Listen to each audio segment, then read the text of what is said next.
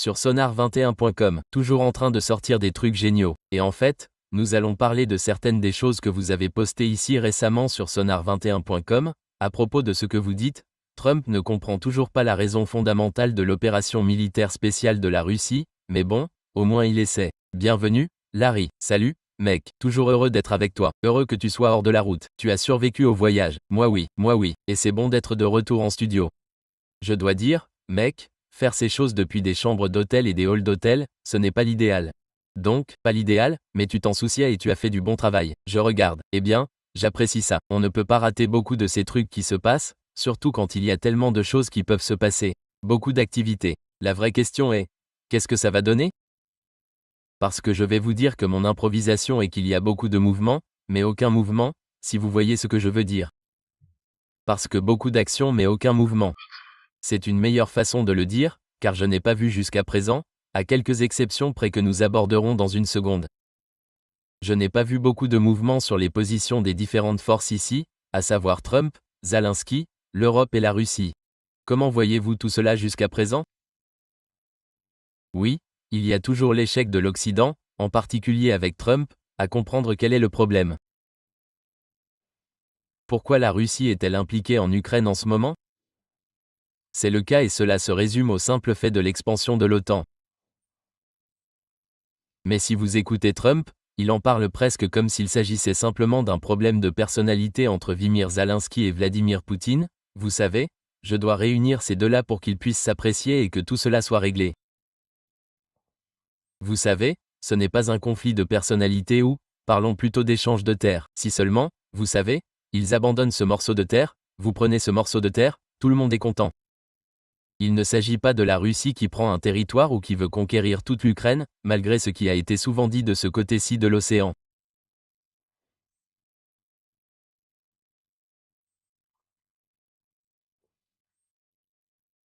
Il s'agit de l'expansion incessante de l'OTAN vers la Russie depuis 1995. Et cela fait partie d'un cadre plus large dans lequel ils veulent vaincre la Russie ou la contraindre d'une manière ou d'une autre à s'aligner complètement sur l'Occident afin d'attaquer la Chine.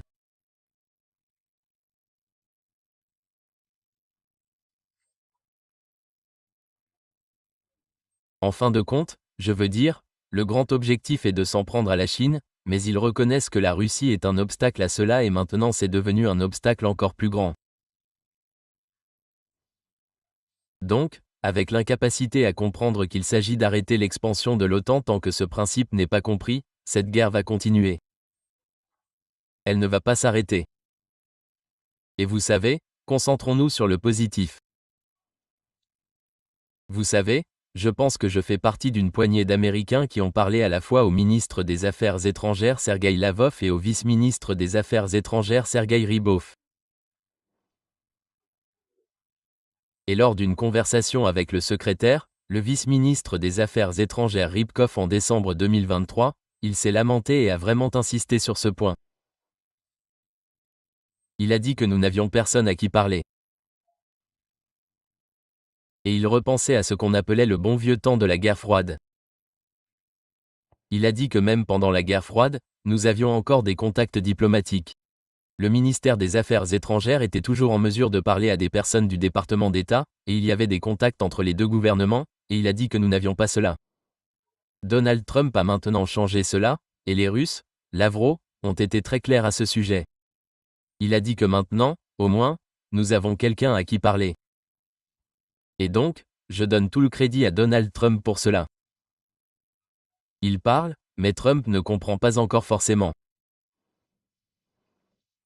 Eh bien, et en fait, pour souligner cela, je suppose que sur Fox & Friends hier matin, Trump a fait une petite interview téléphonique où il a en quelque sorte décrit comment il pense que c'est. Et pour en revenir à ce que vous disiez, on dirait qu'il se dit, écoutez, il y a juste deux types qui ne se comprennent pas mieux, je vais l'aider. J'espère que le président Poutine sera gentil, et s'il ne l'est pas, ça va être une situation difficile. Et j'espère que Zelensky, le président Zelensky fera ce qu'il a à faire. Il doit aussi faire preuve d'un peu de flexibilité, voyez-vous. C'est tout ce qui compte, Larry. Tout ce que vous avez à faire, c'est d'être compréhensible, raisonnable et de faire preuve d'un peu de flexibilité. Tout cela pourrait être terminé rapidement. Comment voyez-vous cela? Ouais. Le début en 1997, lorsque l'OTAN, avec les États-Unis en tête, a commencé à mettre en place des opérations sur cette base militaire en Ukraine occidentale appelée Yavoriv.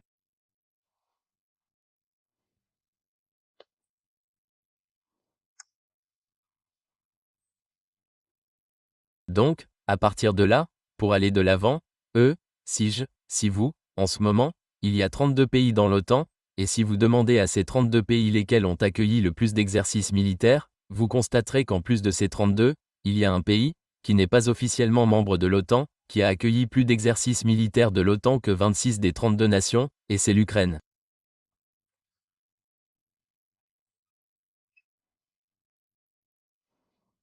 Et quand vous savez d'après votre propre expérience, lorsque vous menez un exercice militaire, c'est toujours comme un scénario hollywoodien.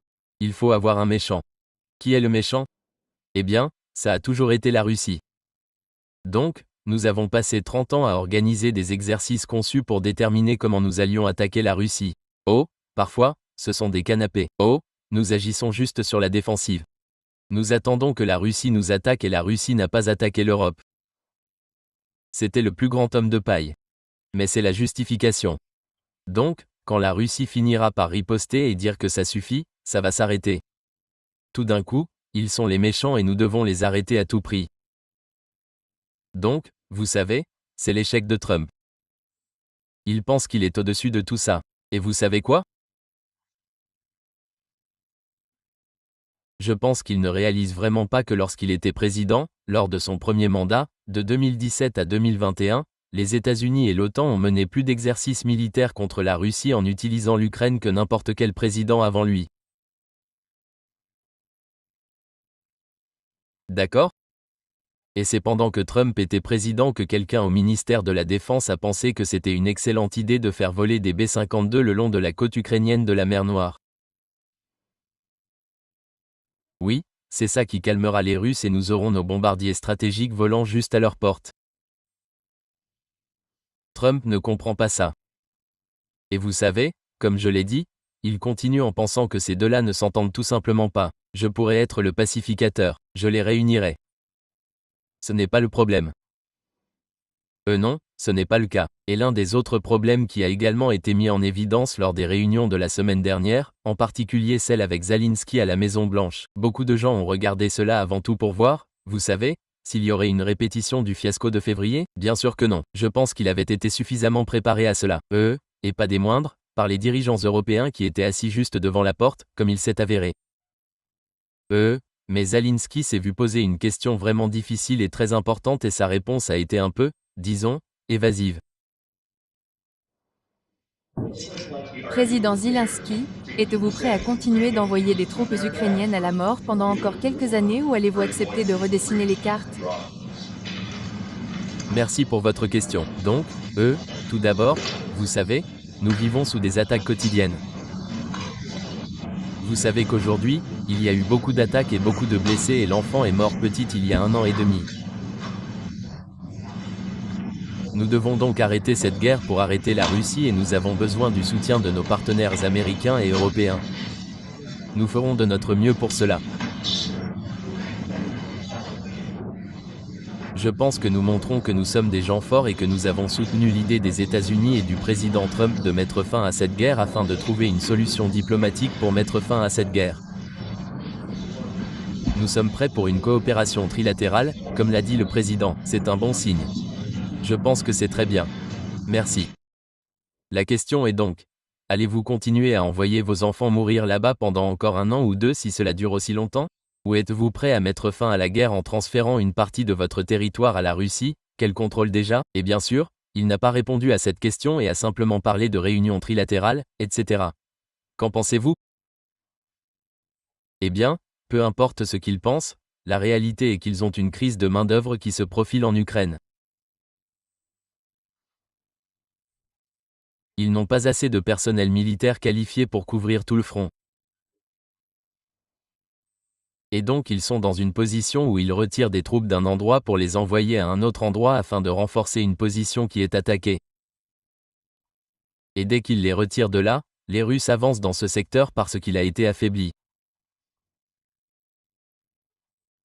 Mais encore une fois, Nous l'avons vu dans la prémisse de la question selon laquelle tout cela concerne le territoire terrestre.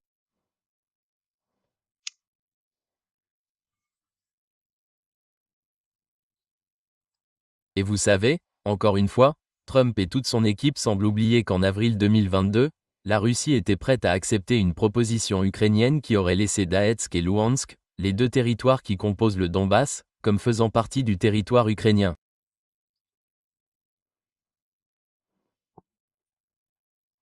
La Russie était prête à conclure cet accord. Ils l'ont paraphé.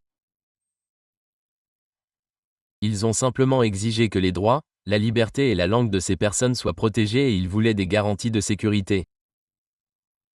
La Russie voulait des garanties de sécurité. Eh bien, cela a été rejeté. Et donc, suite à ce rejet, les Russes ont organisé des élections en septembre 2022, au cours desquelles les habitants de Zaparizhia, de Kéran et de Louhansk ont tous voté pour faire partie rejoindre la Russie. Et ces votes ont été pris en compte, présentés à la Douma, et le législateur a dit « Amen ».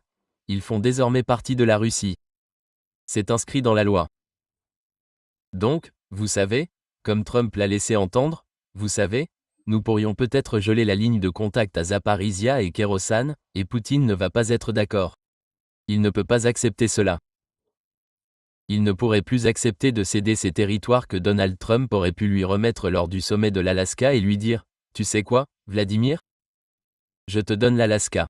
Tu peux récupérer l'Alaska. » Renoncer à ces deux territoires, ça ne peut pas arriver.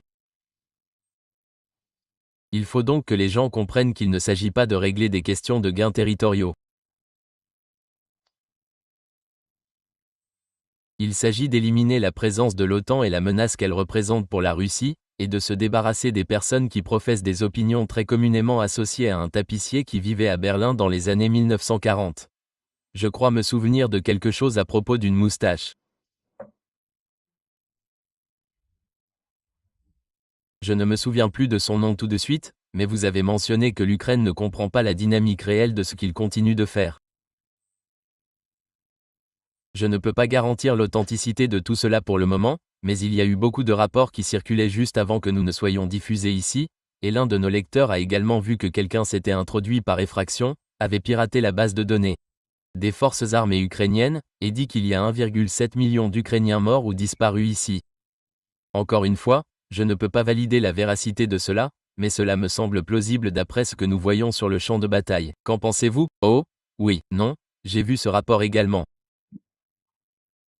Eh bien, hier, la Russie et l'Ukraine ont procédé à un échange, les Russes ont remis les corps des soldats ukrainiens morts et les Ukrainiens ont remis les corps des Russes morts. Les Ukrainiens en ont remis 19. Les Russes en ont donné 1000 aux Ukrainiens. Donc, oui, 1,7 million. Et c'est le schéma depuis le début des pourparlers de paix et ils ont accepté de commencer à restituer les morts en leur possession. C'est à ce ratio de 1 à 20 pour chaque soldat russe mort, il y a 20 Ukrainiens morts.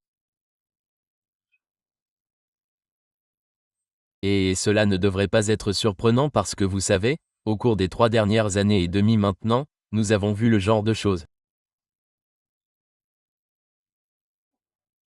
La Russie tire 7 à 8 fois plus d'obus d'artillerie que l'Ukraine. Vous savez, quand vous les exploitez et qu'ils touchent, ils ont plus de chances de tuer des gens que de ne pas le faire, ce qui signifie simplement qu'il y aura un taux de perte plus élevé du côté ukrainien, rien que par l'artillerie. Mais ajoutez à cela que la Russie largue ses bombes qui glissent et peuvent être guidées vers un endroit particulier. L'Ukraine ne riposte pas avec ce genre de choses. C'est donc une méthode supplémentaire, si vous voulez, pour infliger des dégâts et des pertes. Ajoutez ensuite les différents missiles, les missiles anti-aériens dont dispose la Russie. Et puis nous arrivons aux drones. Et encore une fois, la Russie a un avantage certain sur le front des drones. Donc, naturellement, lorsque vous avez toutes ces autres choses potentiellement capables de tuer ou de blesser des gens au travail, ce côté-là va subir plus de pertes, ce qui est exactement ce qui s'est passé. Nous le faisons, oui, et malheureusement, cela n'est tout simplement pas reconnu ou accepté. En fait, ce serait presque comique si ce n'était pas pour la gravité sanglante de la situation. Mais ils disent du côté occidental que c'est l'Ukraine qui a un avantage de 1 contre 10. J'ai vu à plusieurs endroits, en termes de pertes sur la Russie, qu'ils infligent plus de pertes à la Russie par un facteur de 5 ou 10 contre 1, etc. Ce qui contredit toute la logique et la physique dont vous venez de parler avec la puissance de feu. Mais c'est un peu là où nous en sommes. Avant de passer à la section suivante, j'aimerais avoir votre avis sur quelque chose que vous avez mentionné ici, que vous avez dit.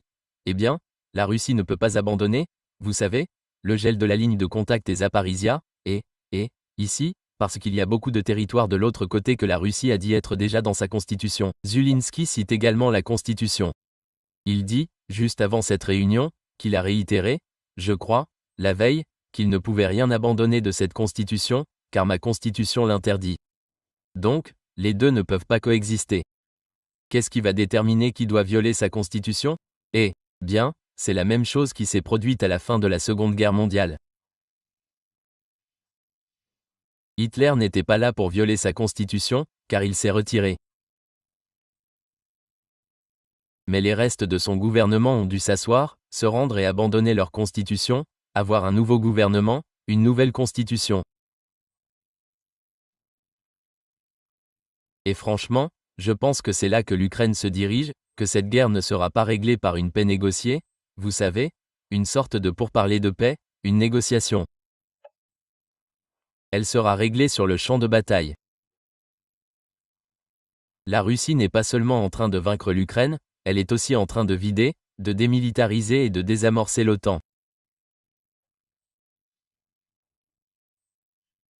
Malgré tous les discours durs et les bravades de l'OTAN, le fait est que l'OTAN n'est absolument pas en mesure de défier la Russie. Et vous savez ce qui est fascinant, c'est qu'au cours des 2 dernières semaines, un mème a circulé en Occident et a attiré beaucoup d'attention. La Russie est en difficulté économique, son économie s'effondre. Et c'est comme, d'accord, les gens qui disent ça, arrêtez de montrer votre stupidité. Premièrement, revenez en arrière et regardez les années 1990. C'était une économie en effondrement en Russie.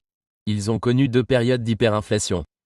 7% de la population appartenait à la classe moyenne. Tous les autres étaient pauvres. L'espérance de vie des hommes est passée de 63 à 56 ans. Oui, c'était un effondrement. Et pourtant, la Russie y a survécu. Ils basent donc leur effondrement actuel sur le fait que l'économie russe ne croît qu'à 1,5% du PIB. Oui. Parce que leur banquier central a imposé des mesures pour contrôler l'inflation à partir d'octobre dernier.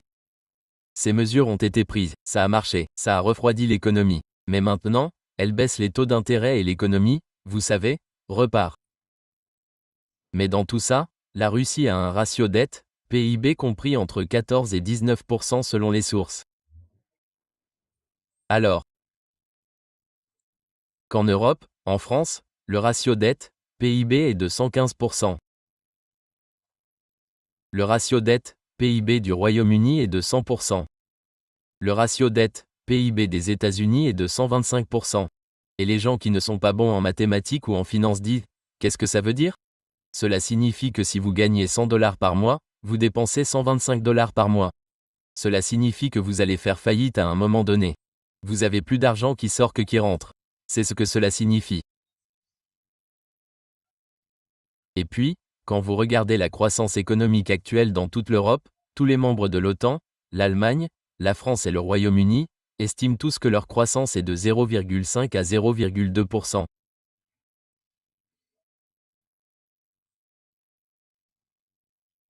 Moins de 1%, ce qui signifie qu'ils stagnent. Attendez une seconde. Tous ces nains économiques vont affronter la Russie et savent qu'ils vont tous débourser des milliards de dollars pour acheter des armes aux États-Unis avec une carte de crédit, j'imagine. Je veux dire, c'est juste la folie de la chose. C'est tellement déconnecté de la réalité. Et pourtant, personne dans les médias n'en parle et aucun des décideurs politiques n'en parle.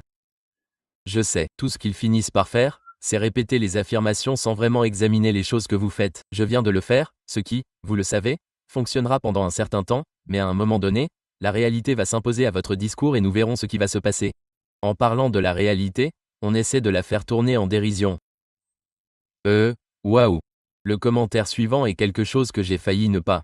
J'ai dû le rejouer 2 fois pour voir si j'avais bien entendu ce que je pensais avoir entendu.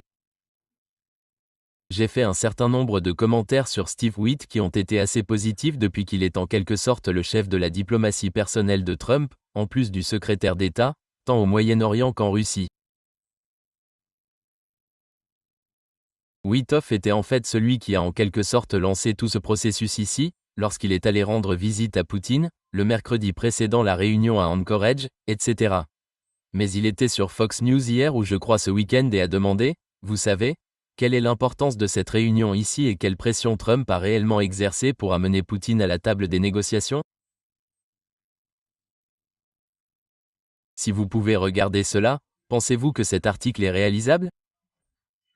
Et est-ce que c'est possible?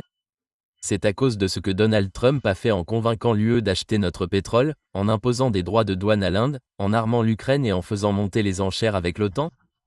Est-ce la raison pour laquelle Poutine s'est finalement présenté à la table des négociations? Ce sont toutes les raisons pour lesquelles Sean, le président, moi et vous en avons discuté.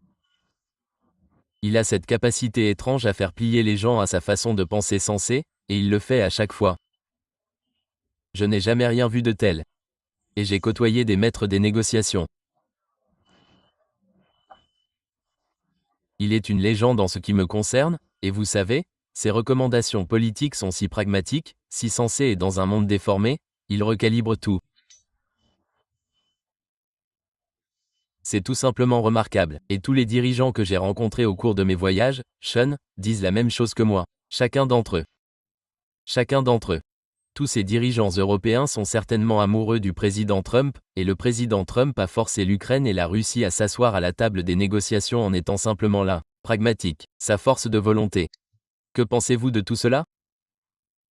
Vous savez, ce serait un excellent sketch sur le python de l'argent si ce n'était pas si sérieux. Écoutez, même Wolf vit dans ce monde délirant. Il a parlé, oh oui, des droits de douane sur l'Inde. Ouais, comment ça marche? Eh bien, ce qui s'est passé maintenant, c'est que l'Inde a été motivée à forger des liens plus étroits avec la Chine. Et j'ai dit avec ironie que c'était peut-être un plan secret de Donald Trump pour remporter le prix Nobel de la paix en faisant quelque chose de si flagrant que cela rapprocherait l'Inde et la Chine et qu'il obtiendrait ensuite le crédit pour le processus de paix, vous savez. Mais les droits de douane n'ont pas fonctionné sur l'Inde. Premièrement, pour modifier son comportement, pour dire, oh, nous allons nous éloigner de la Russie, tout le contraire. Et en fait, avant le sommet de l'Alaska et après le sommet de l'Alaska et à la suite de la conversation avec Trump lundi, Poutine appelle Modi et lui dit, voilà ce qui se passe. Laissez-moi vous tenir au courant. Pareil pour elle, il vous tient informé. Alors, qu'est-ce que les États-Unis ont accompli? Ce que Donald Trump a accompli. Au lieu d'être ce maître des négociations, il est en fait en train de rapprocher l'autre camp.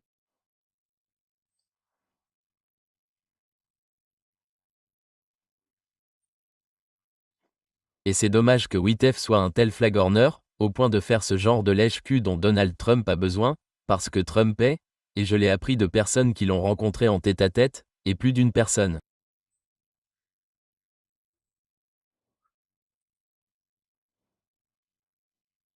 Trump, quand on est avec lui en tête-à-tête, il est tellement désespéré d'être apprécié, vous savez, il le porte sur sa manche. Il ne le cache pas. Et cela reflète vraiment une insécurité sous-jacente. Et donc quand on a ce genre de personne, la seule façon de rester en bonne santé, c'est soi-même. Attention, et patron, t'es le meilleur. Tu sais, personne ne le fait mieux que toi. Tu sais, Danny, je dois te dire qu'il n'y a pas de meilleur podcasteur que toi. Tu le fais haut la main.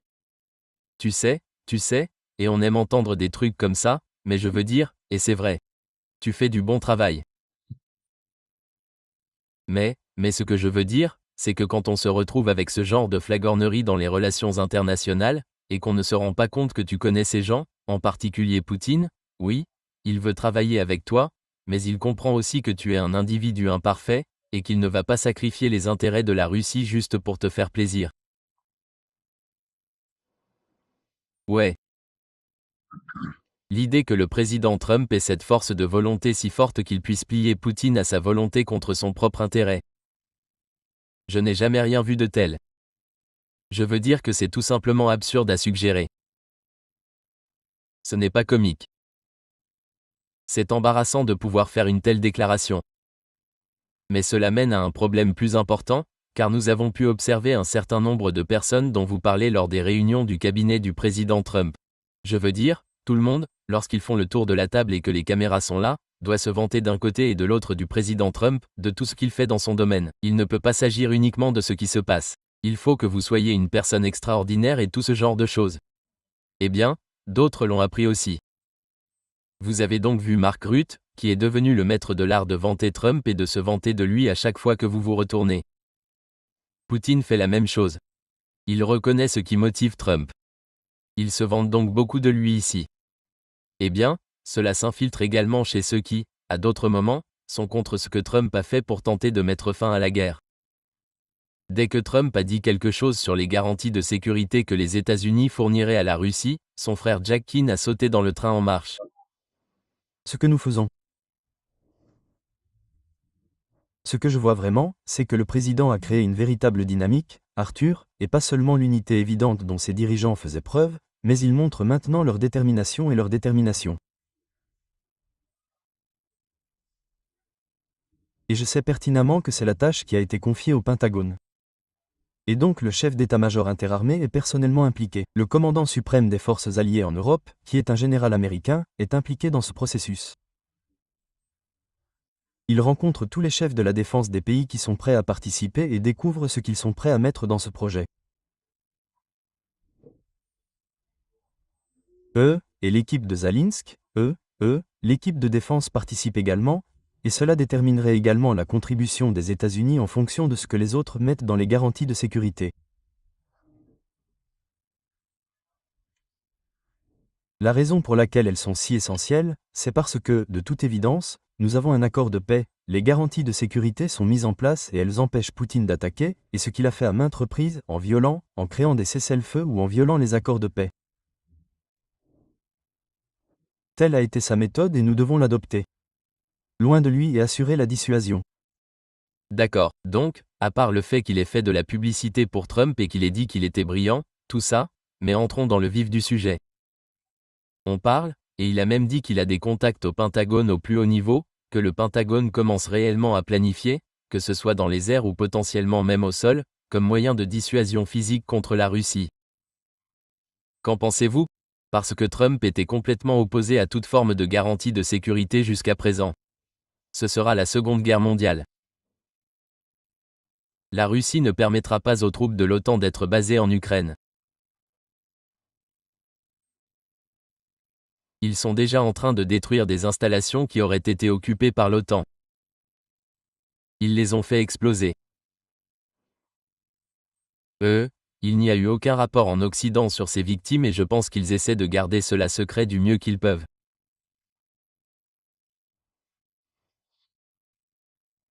Mais la Russie ne permettra en aucun cas à l'OTAN d'imposer une quelconque zone d'exclusion aérienne. Si ces avions survolent l'Ukraine, territoire, ils vont être pris pour cible. Ils seront abattus et la Russie a certainement la technologie pour le faire. Si des troupes sont envoyées, elles seront attaquées et détruites.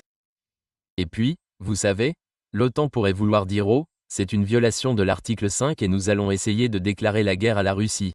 L'OTAN ne peut pas. Je veux dire, ils peuvent dire d'accord, nous allons entrer en guerre contre la Russie.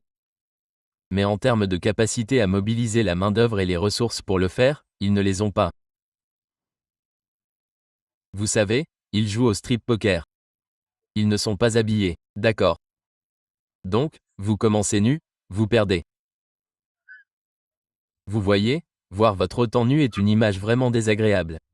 Passons à autre chose. Ouais, je sais, ce sont des garçons. Ouais, castards nus. Oh mon Dieu. Il faut nous laver les yeux pour ça. En fait, je le fais. Ouais. Donc je veux dire qu'ils poussent ça. Mais je voulais aussi souligner.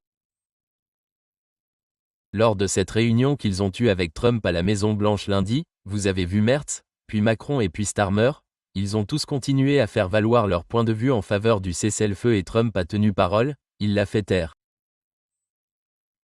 Ils ont dit « Non, nous n'avons pas besoin du cessez-le-feu, nous allons opter pour un accord de paix complet ». Vander insistait pour qu'elle fasse pression.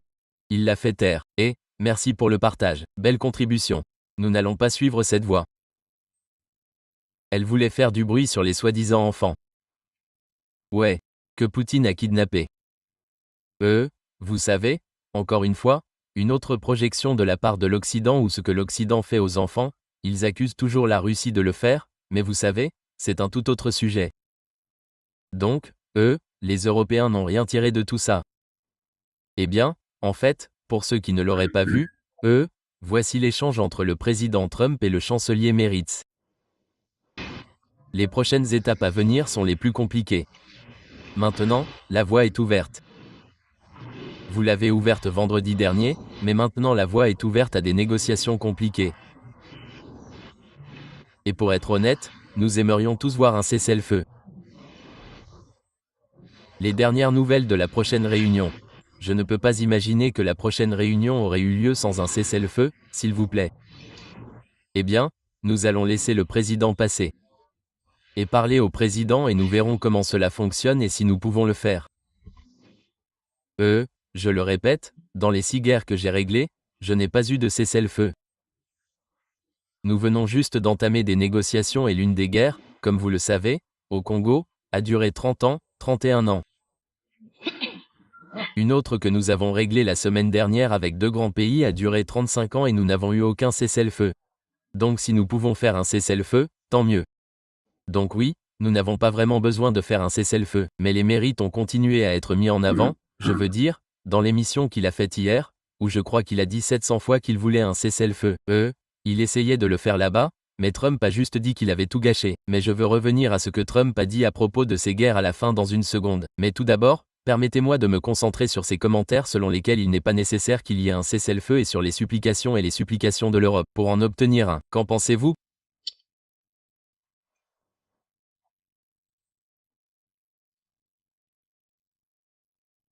Eh bien, il s'agirait de Minsk III.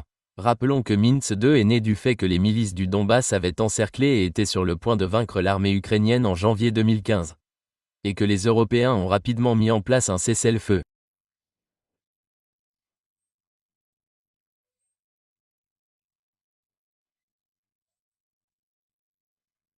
Ils ont convaincu Poutine de persuader les milices d'arrêter les combats. Ils ont obtenu un cessez-le-feu. Ils ont signé l'accord Minsk II et, comme Angela Merkel l'a admis plus tard, tout cela n'était qu'un stratagème. C'était une arnaque totale. Leur intention était d'obtenir le cessez-le-feu afin de pouvoir reconstruire l'armée ukrainienne pour qu'elle devienne une menace plus puissante contre la Russie, ce qui s'est exactement produit. Et Poutine lui-même a admis plus tard, vous savez, je me suis fait avoir. Mais il ne laissera pas cela se reproduire. Donc tout ce qu'ils veulent ce cessez-le-feu, c'est qu'ils reconnaissent la situation désespérée dans laquelle se trouve l'armée ukrainienne. Ils ont besoin d'une pause. Ils ont besoin de temps pour obtenir un cessez-le-feu qui leur permette de recruter et de former les recrues, car en ce moment, lorsqu'ils tentent de s'entraîner dans différentes bases en Ukraine, ils sont sans cesse attaqués par la Russie. La Russie peut frapper chaque parcelle de territoire en Ukraine, et c'est ce qu'elle a fait. Cela vous fait savoir qu'il est assez dangereux de former des soldats à découvert. Jetons donc un coup d'œil à cela avant de quitter ce sujet, car cela revient sans cesse. Trump a résolu 6 guerres. Il dit qu'il essaie d'obtenir le numéro 7 parce que, selon ses propres dires, il veut vraiment le prix Nobel de la paix, etc. Mais que pensez-vous de ces affirmations comme celle du Congo qui dure depuis 30 ans ou de l'Arménie et de l'Azerbaïdjan? Cela a-t-il vraiment été résolu? S'est-il vraiment impliqué là-dedans? A-t-il le mérite d'en être crédité? Non, pas du tout. Il s'attribue donc le mérite d'avoir réglé cette guerre entre l'Inde et le Pakistan. Et les Indiens ont dit non seulement non, mais aussi, non, vous n'aviez rien à faire avec ça. Ils rejettent donc complètement l'affirmation de Trump. C'est un autre point qui figure sur leur liste de personnes en colère contre Donald Trump. En plus des droits de douane, car ils ont dit qu'il essayait de s'en attribuer le mérite en Arménie, ils ne se battent plus depuis 2 ou 3 ans.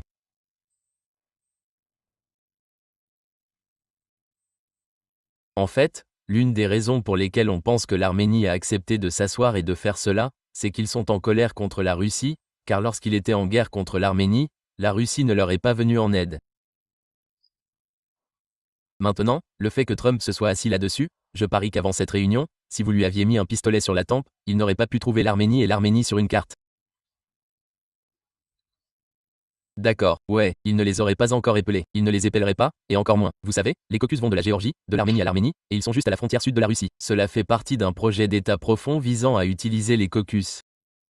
Vous savez, les caucus vont de la Géorgie à l'Arménie, en passant par l'Arménie, et ils sont juste à la frontière sud de la Russie. Cela fait partie d'un projet d'État profond visant à utiliser les caucus. Tout cela fait partie d'un projet de renseignement de longue date visant à affaiblir et à déstabiliser la Russie, c'est tout. Et Trump ne faisait que jouer un rôle à cet égard. Vous avez remarqué qu'hier, avant-hier, la Russie a frappé le terminal pétrolier de Soar à Odessa. Le terminal pétrolier de Soar appartient à Azerbaïdjan. En fait, c'est le principal terminal pétrolier, il représente environ 15% de leur PIB. La Russie l'a complètement détruit. Cette installation était utilisée pour fournir du carburant, de l'essence et des produits pétroliers à l'armée ukrainienne et à Israël. Je suis donc curieux de savoir pourquoi, car j'avais lu ces statistiques que vous venez de mentionner. Et cela me pose la question de savoir pourquoi la Russie aurait laissé cela tranquille pendant 3 ans et demi et ne l'aurait frappé que maintenant. On dirait que cela leur aurait donné une utilité tactique dès le début. Pourquoi seulement maintenant? Parce qu'ils essayaient de maintenir de bonnes relations avec Aharian. Et maintenant, cela dit, d'accord, cette relation est terminée. Vous savez, c'est comme si vous aviez une copine ou un copain infidèle et que vous espériez toujours pouvoir rétablir la relation, mais que vous en arriviez finalement au point où vous vous dites, on ne se remettra jamais ensemble. Et donc, je me débarrasse de la bague, ou quoi? Vous savez, peu importe, ouais, peu importe les obligations que vous avez brisées, et c'est la Russie qui dit à Aliyev, le président d'Azerbaïdjan, et vous avez maintenant dépassé les bornes. Il y a cet acronyme astucieux à la fin, vous savez, sur les réseaux sociaux, FAFO, c'était un FAFO. Maintenant, ils ont découvert le moment FO pour OK. Bon, passons à l'autre moitié maintenant, parce que vraiment, tout cela est en quelque sorte lié, car ce que nous avons fait jusqu'à présent, c'est que tout a été. Qu'est-ce que disent les Européens? Qu'est-ce que disent Zelensky? Qu'est-ce que disent les Américains? Qu'est-ce que disent les autres partisans des États-Unis? Personne ne parle de ce que disent les Russes. Et donc, personne ne parle de ce que disent les Russes. Et donc, passons à l'autre moitié de tout ça, parce que tout cela est en quelque sorte lié, car ce que nous avons fait jusqu'à présent, c'est que tout a été. Qu'est-ce que disent les Européens? Qu'est-ce que disent les Zelensky? Qu'est-ce que disent les Américains? Qu'est-ce que disent les autres partisans des États-Unis? Personne ne parle de ce que disent les Russes. Et donc, personne.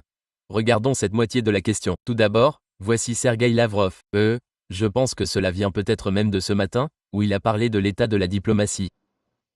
Kai Kallas, qui est le chef de la diplomatie de l'Union européenne, est donc le haut représentant pour les questions de politique étrangère. Après le sommet de Washington, elle a déclaré que l'Union européenne ne ferait confiance à aucun accord conclu avec la partie russe. C'est pourquoi l'Union européenne continuera de soutenir les forces armées ukrainiennes et fera pression pour obtenir davantage de sanctions contre la Russie, quels que soient les accords.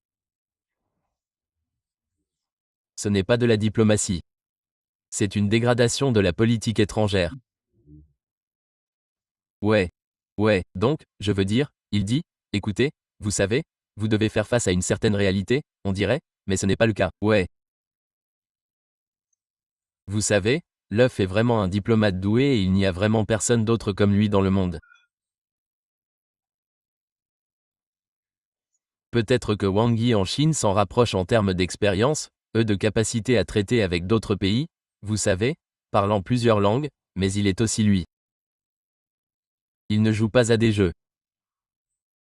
Il n'est pas un menteur. Vous savez, parfois, vous savez, la blague au département d'État quand j'y étais, c'était que la définition d'un diplomate était quelqu'un qui est payé pour mentir pour son pays. D'accord.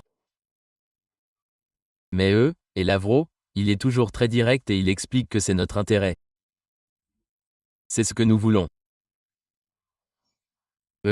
Il s'oppose clairement à l'Union européenne, qui n'est même pas disposée à s'engager avec la Russie. Donc, quand Riboff, dont j'ai parlé plus tôt, a parlé et s'est lamenté, vous savez, nous n'avons eu personne à qui parler. Ils ont également inclus l'Europe dans cette liste. Maintenant, ils parlent aux États-Unis, mais ils n'ont personne à qui parler en Europe. Vous savez, c'est drôle que vous ayez mentionné cette déclaration sur la diplomatie, que certaines personnes considèrent comme un menteur professionnel pour son pays. J'ai parlé à l'ambassadeur Chaz Freeman, vous savez, qui a des décennies d'expérience aux États-Unis. Il dit que la diplomatie est un menteur professionnel pour son pays. J'ai parlé à l'ambassadeur Chaz Freeman, vous savez, qui a des décennies d'expérience aux États-Unis. Il dit que la diplomatie est un menteur professionnel pour son pays, que c'était l'art de convaincre quelqu'un d'autre de faire ce que vous voulez qu'il fasse et de le faire se sentir bien. C'est en fait de la diplomatie et il me semble que vous me dites que parce que vous avez eu des engagements avec lui, Sergueï Lavrov essaie d'entrer dans cette définition. Non, ouais, certainement. Et Tchav, ouais, c'était un géant, vous savez. Il était encore actif quand j'étais là, vous savez. Enfin, il y a 30 ou 35 ans, mais vous savez, Chaz a raison sur ce point, vous savez. Écoutez, une partie de la diplomatie consiste à comprendre ce que l'autre personne veut, ce qui la motive, pourquoi est-elle contrariée, pourquoi est-elle en colère? Cela nécessite donc un niveau d'empathie où, vous savez, idéalement, vous pouvez être empathique sans sacrifier vos propres valeurs, vos propres principes. Donc, au lieu de cela, ce que nous avons vu du point de vue des États-Unis, en particulier sous Biden et Blinken, c'est un manque total d'empathie et de cette attitude selon laquelle nous pouvons faire tout ce que nous voulons et que vous allez devoir vous en accommoder. Ce n'est pas de la diplomatie, c'est de l'intimidation. C'est une tentative d'intimidation, ça n'a pas très bien marché, eh bien, oui. Donc, c'est là que, vous savez, les Russes essaient sincèrement de travailler avec Donald Trump pour voir s'il peut y avoir un règlement négocié. Ouais, et j'ai ici 2 ou 3 autres choses de Lavrov pour vraiment renforcer ce point. Vous avez mentionné au début de cette émission que la Russie a été, est et restera toujours cohérente sur ses positions, l'une des principales étant les causes profondes de la guerre. Ouais. Le président Trump et son équipe, en particulier après la réunion en Alaska, ont commencé à aborder la résolution de cette crise beaucoup plus en profondeur, comprenant qu'il est nécessaire d'éliminer les causes profondes. Ce dont nous, le président Poutine, avons constamment parlé et l'une de ces causes profondes est précisément le problème de sécurité de la Russie lié au fait que pendant des décennies, les engagements qui nous ont été donnés de ne pas autoriser l'expansion de l'OTAN vers l'Est ont été grossièrement exagérés. Violés. Le président a noté qu'il pouvait le faire à plusieurs reprises, qu'après ses promesses, il y avait eu 5 vagues d'expansion de l'OTAN. De plus, quand il dit, eh bien, cela n'a été promis verbalement, rien de tel. Cela a été promis sur le papier sous la forme de déclarations politiques signées au plus haut niveau lors des sommets du CO. Donc, même si nous n'aimons pas ça, comme l'a dit le ministre Lavrov, écoutez, cela remonte aux années 90, lorsque vous n'arrêtiez pas de nous dire que vous n'alliez pas avancer vers l'Est, puis vous avez continué pendant 5 rounds. Et il dit que cela doit être résolu avant qu'il puisse y avoir une négociation de fin de guerre. Qu'est-ce que cela signifie concrètement? Eh bien, concrètement, commençons par la Pologne et la Roumanie. Les États-Unis ont déployé, je crois, il y a 4 ans, il y a 3 ans, le EGIS, donc le système antimissile Aegis qui était sur les navires. Ils l'ont maintenant déplacé à terre. Il y a donc 2 de ces unités dans des bases, l'une en Pologne, l'autre en Roumanie. Le problème, c'est qu'ils représentent une menace pour la Russie maintenant, car ils peuvent tirer un missile de croisière Tomahawk depuis ses lanceurs. Ils ne sont pas, vous savez, normalement, équipés d'un autre type de missile anti-balistique, mais ils peuvent aussi prendre un Tomahawk. Le problème de la Russie, c'est qu'elle ne peut pas le regarder et savoir s'il contient un Tomahawk ou non. Et la raison pour laquelle un Tomahawk est pertinent, c'est qu'il peut transporter une ogive nucléaire. L'autre missile qui va dans les EGES ne le peut pas. Donc, si vous êtes une planète militaire russe, vous devez supposer que ces missiles sont chargés de missiles Tomahawk à ogive nucléaire. C'est là que la Russie dit que, eh bien, écoutez, faire entrer les pays baltes dans l'OTAN était complètement inutile. Faire entrer la Finlande et la Suède, parce que la Russie ne les menaçait pas. Ce qui est fascinant, Dany, c'est quand on regarde les chiffres réels qui sont impliqués. Quand on regarde les pays baltes réunis, ils ont environ 16 à 17 millions. Personnes entre l'Estonie, Latavia et la Lituanie au total. C'est la population de Moscou. Donc, ce que je veux dire, c'est qu'elles sont sans importance numériquement. Pareil pour l'Arménie. L'Arménie représente environ 3 millions. La Géorgie, où les États-Unis travaillent d'arrache-pied pour tenter de renverser le gouvernement, en compte 2,8 millions. Arian en a environ 10 millions. Donc, ce que fait l'Occident, c'est essayer d'infiltrer l'OTAN dans ces petits pays, mais néanmoins utiliser tout ce territoire comme un moyen d'attaquer la Russie. Et la Russie le comprend. Et c'est ce qu'il dit. Non, cela doit cesser. L'expansion de l'OTAN n'a aucun sens parce que nous avons proposé de rejoindre l'OTAN et vous ne nous avez pas laissé entrer. Et donc l'OTAN est simplement utilisée comme une excuse, si vous voulez, pour justifier un budget de défense de 1000 milliards de dollars. C'est à cela qu'elle sert. Et vous savez, c'est ironique que même la semaine dernière, certains de ces dirigeants européens aient encore déclaré qu'ils voulaient toujours expressément que Stormer soit sur la table pour un avenir potentiel en Ukraine. Même maintenant, ce que je dis. Je pense que beaucoup d'Européens ont délibérément dit que savoir cela était une pilule amère que la Russie ne pourrait jamais avaler. Je pense que c'était probablement en partie pour essayer de saboter toute avancée vers la paix. Mais l'une des autres choses que je veux mentionner, je sais que nous commençons à manquer de temps pour savoir comment parvenir à un règlement négocié. Comme Poutine l'a dit dans ses conversations avec Trump, comme il l'a toujours dit, nous sommes toujours intéressés par un règlement négocié tant que certaines choses sont réglées ici. Mais l'une des choses auxquelles la Russie s'est toujours opposée, c'est toute forme de garantie de sécurité. Oh, vous êtes resté figé là. Bonjour. Nous allons le faire revenir. Voyons voir. Cela prend généralement 1 minute. Le voilà. Nous y voilà. Le voilà. Je dois faire réparer mon routeur, je crois. Désolé pour ça. Mais maintenant, tout d'un coup, la Russie dit que nous allons envisager des garanties de sécurité, mais comme le dit Lavrov ici avec une nouvelle astuce. Quand à Washington, ces délégués ont parlé de la nécessité de commencer par élaborer des garanties de sécurité pour les pays en développement. L'Ukraine et en même temps des garanties de sécurité pour l'Europe. Pas Starmer, le Premier ministre anglais, l'a mentionné comme beaucoup d'autres, mais personne n'a jamais mentionné la sécurité de la Russie. Bien que les documents du comité d'organisation que j'ai cités soient universellement élaborés et adoptés par consensus, ils exigent la sécurité sous une forme qui satisfasse tout le monde.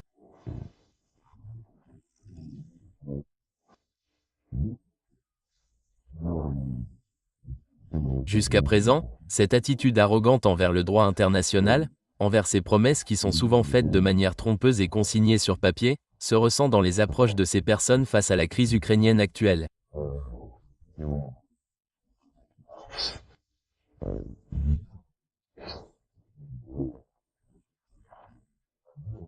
Sans respecter les intérêts de sécurité de la Russie, sans respecter pleinement les droits des Russes et des russophones vivant en Ukraine, il ne peut être question d'accord à long terme.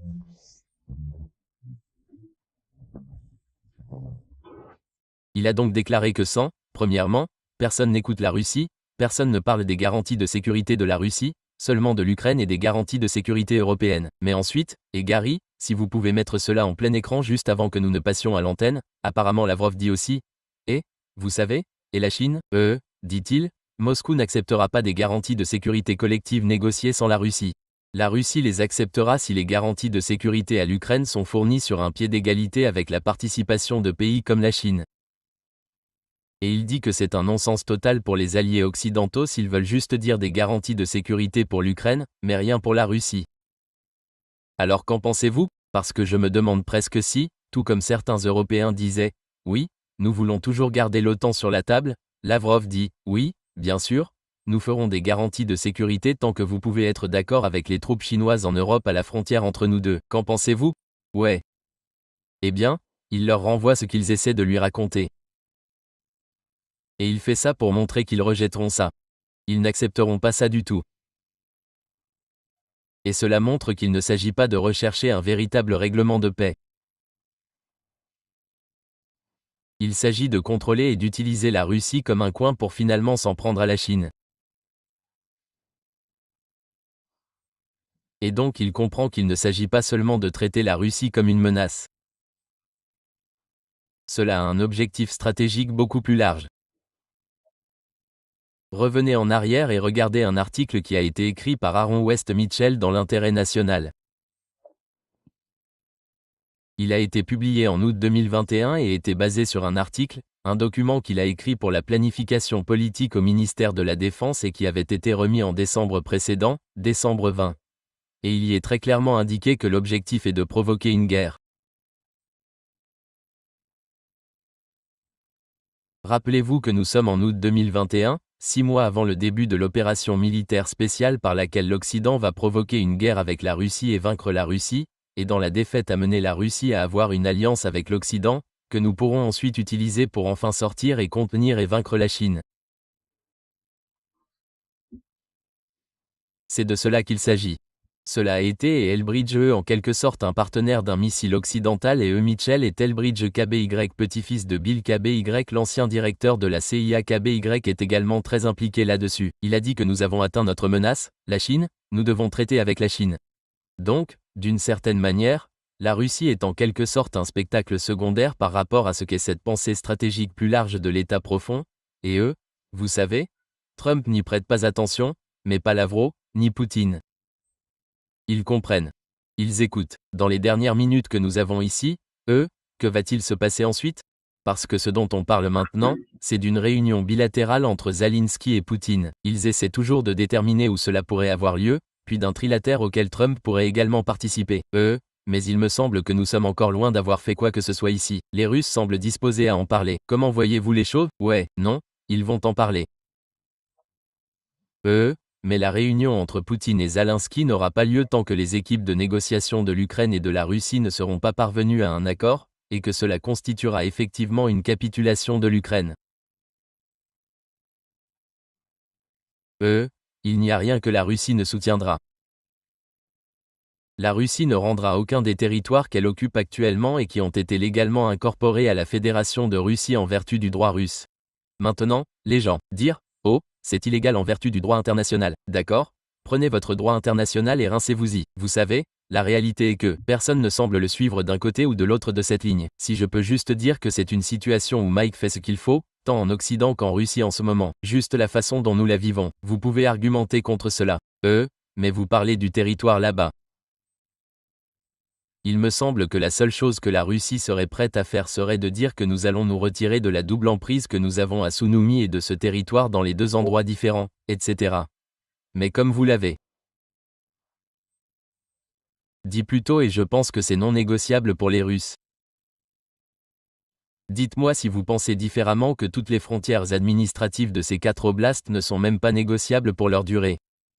Cela signifie qu'ils ne vont pas geler la ligne dans les 2 oblasts du sud et laisser l'Ukraine garder les 2 autres. Ce qui semblerait signifier soit qu'il doit y avoir une capitulation de la part de l'Ukraine, soit que la guerre continuera. Comment? Vous voyez? Non, la guerre va continuer.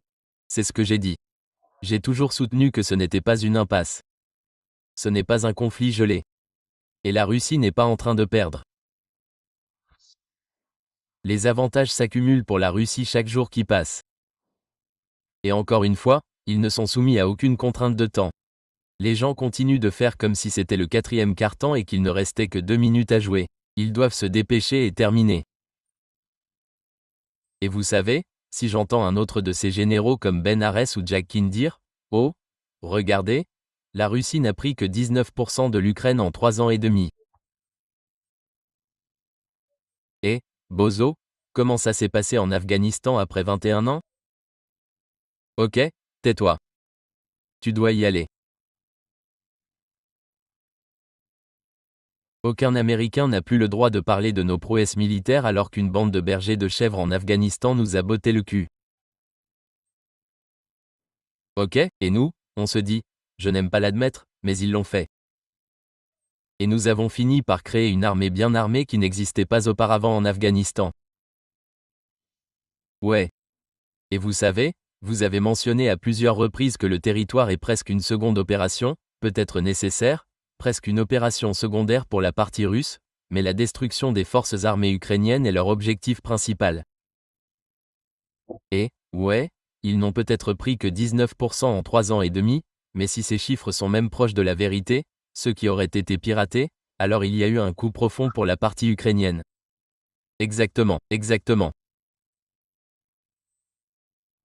Et comme vous le savez bien mieux que moi en vertu de votre service, la force d'une armée dépend toujours à 100% de la qualité de ses soldats.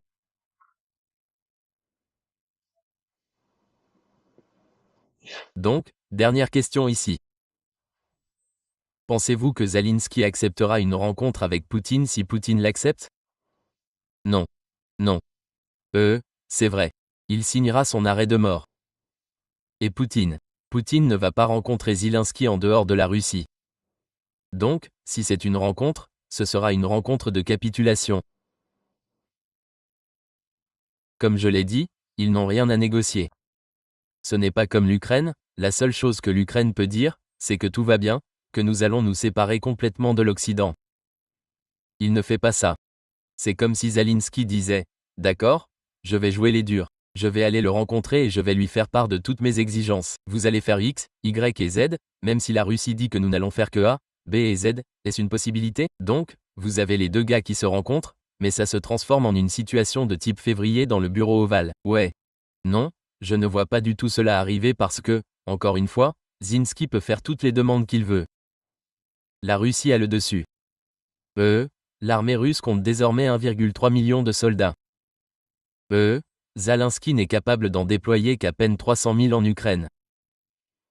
Donc, c'est juste que les chiffres jouent contre eux. Et donc, que dites-vous aux gens qui disent « D'accord, eh bien, si ces chiffres sont exacts, si un camp a 1,3 million, l'autre n'en a que 0,3, pourquoi ne les regrouperait-il pas, vous savez, en peu de temps? Eh bien, premièrement, ils essaient de minimiser les pertes du côté russe. Donc, vous savez, ils ne vont pas envoyer de gens dehors s'ils peuvent continuer à faire pression, à faire pression, à faire pression, à faire pression jusqu'à ce qu'ils s'effondrent. L'effondrement arrivera à un moment donné.